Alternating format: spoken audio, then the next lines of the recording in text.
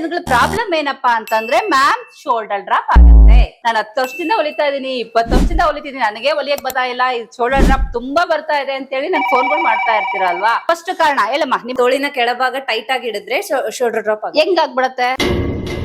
First ಕಾರಣಗಳೆಲ್ಲ ತಿಳ್ಕೊಂಡ್ರೆ ತಾನೇ ಪರಿಹಾರ ಮಾಡಕ್ ಸಾಧ್ಯ. ಕಾರಣನೇ ಗೊತ್ತಿಲ್ಲದೆ ಪರಿಹಾರ ಹೆಂಗ್ ಮಾಡ್ತೀರಾ?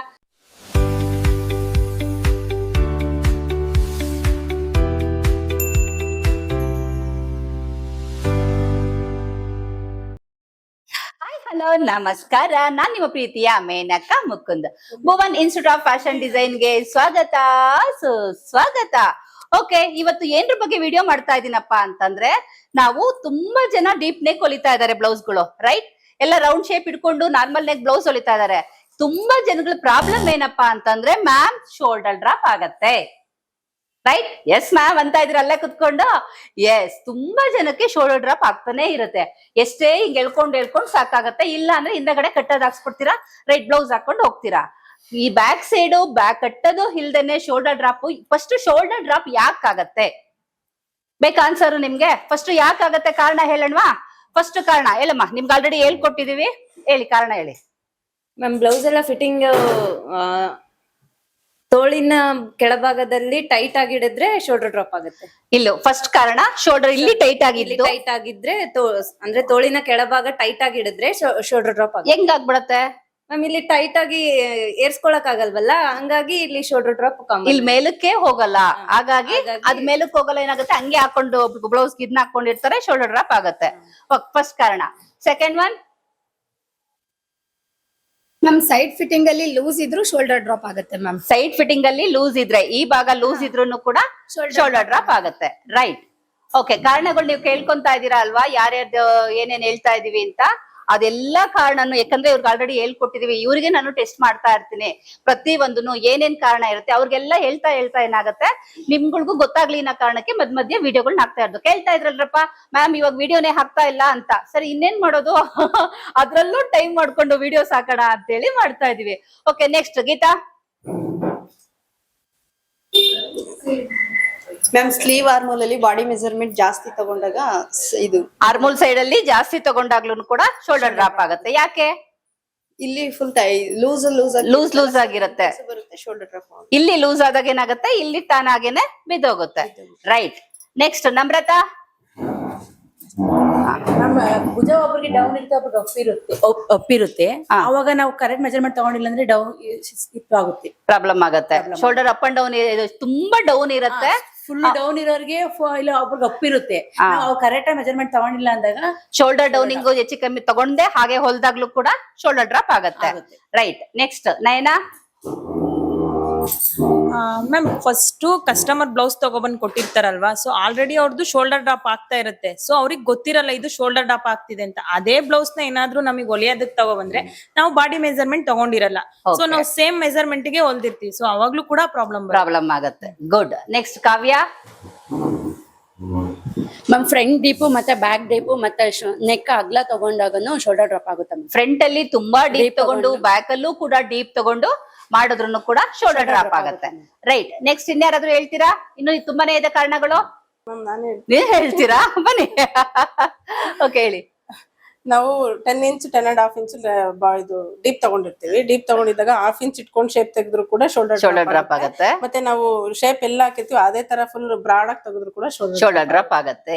ಎಸ್, ಇವ್ರು ಹೇಳಿದ ಅರ್ಥ ಆಗಿದೆ ನಿಮ್ಗೆ, ಆಲ್ರೆಡಿ ಅರ್ಥ ಆಗಿದೆ. ನಿಮ್ಗಳಿಗೆ ಸಡನ್ ಆಗಿ ಕೇಳ್ದವ್ರಿಗೆ ಅರ್ಥ ಆಗಲ್ಲ. ಅದೇನೋ ಹೇಳಿದಾರಲ್ಲ ಮೇಡಮ್, ಒಂಚೂರು ತೋರ್ಸೇ ಬಿಡಿ ಮ್ಯಾಮ್ ಅಂತ ಕೇಳ್ತಿದ್ದೀರಲ್ವಾ? ಎಸ್, ತೋರಿಸ್ತೀನಿ ನೋಡಿ.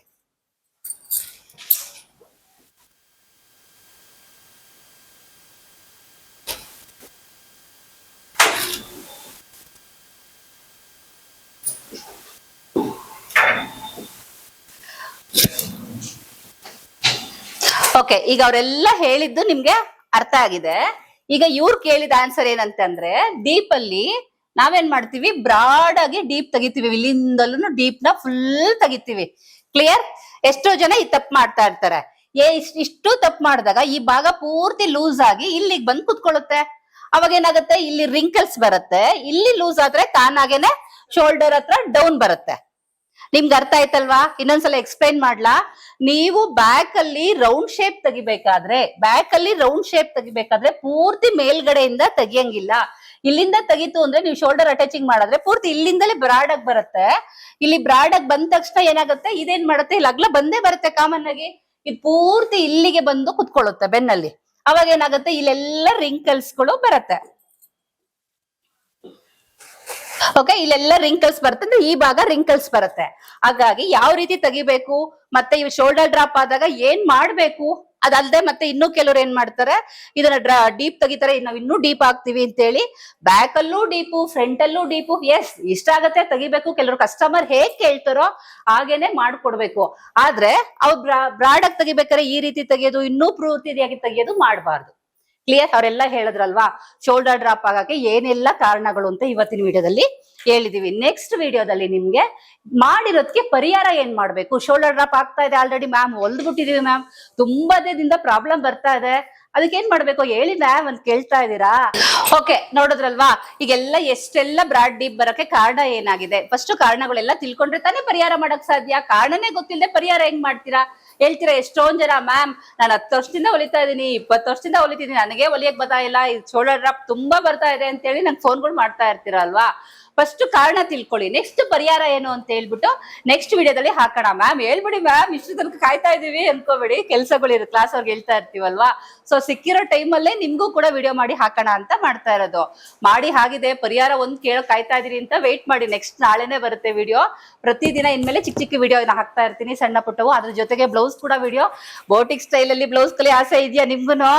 ಎಸ್ ಮ್ಯಾಮ್, ಆದ್ರೆ ಏನ್ ಮಾಡ್ತೀರಾ ಮ್ಯಾಮ್, ದುಡ್ಡಿಲ್ಲ ನಮ್ಮ ಹತ್ರ ಅಷ್ಟೊಂದು ಕೊಟ್ಟು ಕಲಿಯಕ್ಕೆ ಅಂತೀರಾ. ಡೋಂಟ್ ವರಿ, ಇದ್ರಲ್ಲೂ ಕೂಡ ನಿಮ್ಗೆ ಚಿಕ್ಕ ಚಿಕ್ಕದಾಗಿ ಟಿಪ್ಸು ಹೇಳ್ತೀನಿ. ಆ ಜೊತೆಗೆ ಒಂದ್ ಬ್ಲೌಸ್ ಹೇಳ್ಕೊಟ್ಬಿಡೋಣ ಅವ್ರಿಗೆ. ನೋಡ್ಬೇಡ ಅಂತವ್ರೆ. ಇಲ್ಲ, ಒಂದ್ ಹೇಳ್ಕೊಟ್ಬಿಡೋಣ ಬಿಡಿ. ಒಂದ್ ಬ್ಲೌಸ್ ಹೇಳ್ಕೊಡ್ತೀನಿ, ಏನೂ ಪ್ರಾಬ್ಲಮ್ ಬರ್ದಂಗೆನೆ ಒಂದ್ ಬ್ಲೌಸ್ ಹೊಲ್ದ್ ಹಾಕೊಳ್ಳಿ. ನಾನ್ ಪ್ರತಿ ಸಲ ಹೇಳ್ತಿರ್ತೀನಿ, ಎಲ್ರು ಅಷ್ಟೊಂದು ಕೊಟ್ಟು ಬರಕ್ ಆಗ್ಲಿಲ್ಲ ಅನ್ನೋ ಪರವಾಗಿಲ್ಲ, ಮನೇಲೆ ಕುತ್ಕೊಂಡು ಪ್ರಾಬ್ಲಮ್ ಬರ್ದಂಗೆ ಚೆನ್ನಾಗಿ ಹೊಲ್ಕೊಂಡು ನಿಮ್ ದುಡ್ಮೆನ ನೀವ್ ಮಾಡ್ಕೊಳ್ರು ಅಂತೆ. ಓಕೆನಾ? ಸರಿ, ಇವಾಗ ನೋಡ್ತಾ ಇದೀರಲ್ವಾ, ಇದೇ ತರ ಪ್ರತಿದಿನನೂ ವಿಡಿಯೋಸ್ ಬರ್ತಾ ಇರುತ್ತೆ, ನೋಡ್ತಾ ಇರಿ. ಅದ್ರ ಜೊತೆಗೆ ನಮ್ ಸ್ಟೂಡೆಂಟ್ಸ್ಗಳ್ದೆಲ್ಲ ಹೊಸ ಹೊಸ ಚಾನಲ್ಗಳು ಶುರು ಮಾಡಿದ್ದಾರೆ, ಅವ್ರದೆಲ್ಲ ತೋರಿಸ್ತಾ ಇದೀವಿ. ಅವ್ರಿಗೂ ಕೂಡ ನೀವೆಲ್ಲರೂ ಸಬ್ಸ್ಕ್ರೈಬ್ ಮಾಡಿ ಸಪೋರ್ಟ್ ಮಾಡ್ಬೇಕಲ್ವಾ? ಮಾಡ್ಬೇಕೋ ಬೇಡವಾ? ಎಸ್ ಹೇಳ್ರ?